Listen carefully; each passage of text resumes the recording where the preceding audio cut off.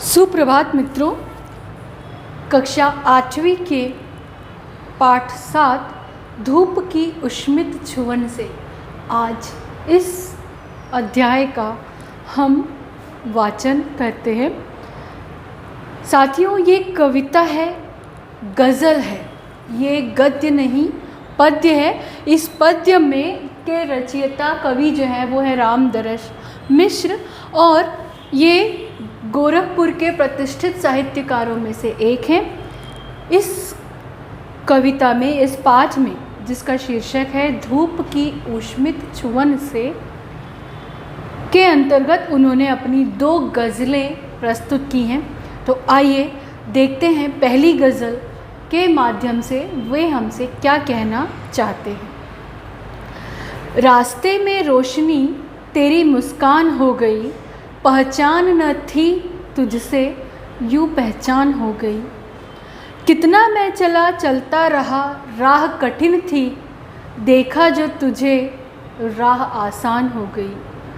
अब तक तो उदासीन सी थी मुझ में ये दुनिया, जाने क्या हुआ आज कदरदान हो गई। आई थी खुशी पर घर मेरे रहने के वास्ते, 2 दिन के लिए हाय वो मेहमान हो गई। पल भर को नहीं चैन से सो पाया आदमी, सपनों से आज नींद परेशान हो गई। रोती रही अकेली पड़ी रागिनी उसकी, लोगों के स्वर मिले तो वो सहगान हो गई।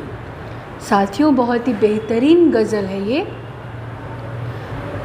सबसे पहले तो गज़ल पे चर्चा करने से पहले मैं आपको बताना चाहूँगी कि गज़ल क्या होती है।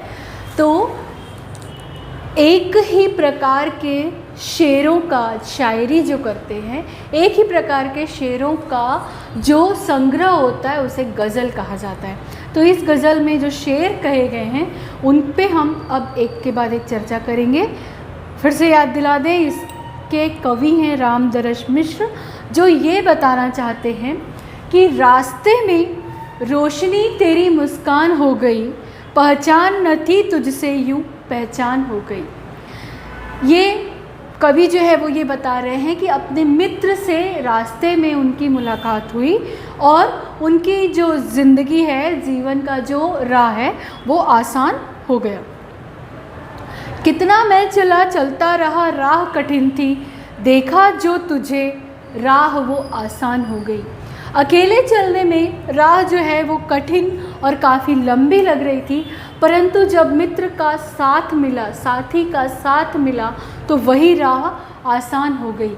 मित्रों, इन दोनों ही शेरों के माध्यम से कवि हमें ये बताना चाह रहे हैं कि हमारी ज़िंदगी जो है वो एक राह है और वो राह अकेले जब चलते हैं तो कठिन लगती है, वहीं यदि हमें हमारे मित्रों का, साथियों का साथ मिल जाए तो वो आसान हो जाती है। और मित्र यदि मुस्कुराकर जब हमें मिलते हैं तो ऐसा लगता है जैसे कि हमारी जीवन की राह में दीप जल गए हों और राह आसान हो जाती है। अब तक तो उदासीन सी थी मुझसे ये दुनिया, जाने क्या हुआ आज कदरदान हो गई। कवि ये बता रहे, आज तक मुझे ये दुनिया जो है उदासीन सी थी, मेरे प्रति किसी को कोई लगाव नहीं था, परंतु आज अचानक ऐसा क्या हुआ कि लोग जो हैं वो कद्रदान हो गए। कद्रदान मीन्स किसी की जो कद्र करने लगे, अर्थात कवि को का कहना है कि अब जो लोग हैं वो उनकी कद्र करने लगे। आई थी खुशी घर मेरे रहने के वास्ते, 2 दिन के लिए हाय वो मेहमान हो गई। साथियों, जीवन ऐसा ही है, सुख दुख उतार चढ़ाव हमारे जीवन में आते ही रहते हैं। कवि का कहना है कि खुशी मेरे घर आई ज़रूर थी, परंतु 2 दिन के बाद ही मेहमान की तरह वो वापस चली गई।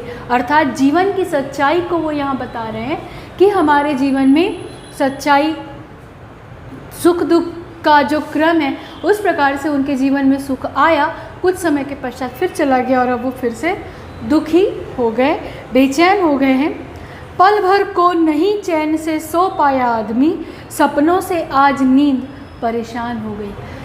साथियों, हम अपने जीवन में बहुत सारे सपने देखते हैं, सपने संजोते हैं, कभी वो पूरे होते हैं, कभी नहीं हो पाते। यदि सपने पूरे ना हो तो निश्चित तौर पे हमारी नींद उड़ जाती है और हम परेशान हो जाते हैं। तो वो यही कहना चाह रहे हैं कि इंसान कुछ सोचता है, कुछ उम्मीदें जगाता है, सपनों के माध्यम से कुछ उम्मीदें जगाता है और वो उम्मीदें पूरी ना होने पर वो बेचैन हो जाता है। रोती रही अकेली पड़ी रागिनी उसकी, लोगों के स्वर मिले तो सहगान हो गई।